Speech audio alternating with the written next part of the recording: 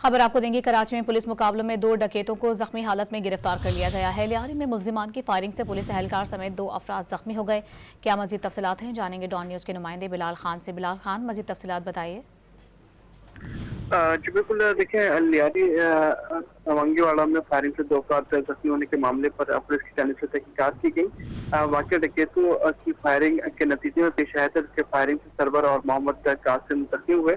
जख्मी server police एहलकार और security one में तैनात है, जबकि डाकू शहरियों को लूटने के बाद फरार हुए थे। इस तमाम तर सूरत हाल में पुलिस हुकाम की जानिब से ये कहा गया है कि नितर पुलिस की जानिब से मुबैना पुलिस मुकाबला भी किया गया है और जो मुकाबले में जख्मी हुआ है उस मुलजिम का ताल्लुक जो है वो लियारी गैंगवार से है, जो कि मुलजिम ताजिरों से भत्ता वसूल करता था। पुलिस हुकाम की जानिब से ये भी कहा गया है कि मुलजिम पहले भी दहशतगर्दी और पुलिस मुकाबलों के मुकदमात में जो है वो गिरफ्तार होकर जेल भी जा चुका है। पुलिस की जानिब से जो है ये बताया गया है कि मुकदमा दर्ज कर लिया गया। मुकदमा दर्ज करने के बाद बहुत शुक्रिया बिलाल आपका।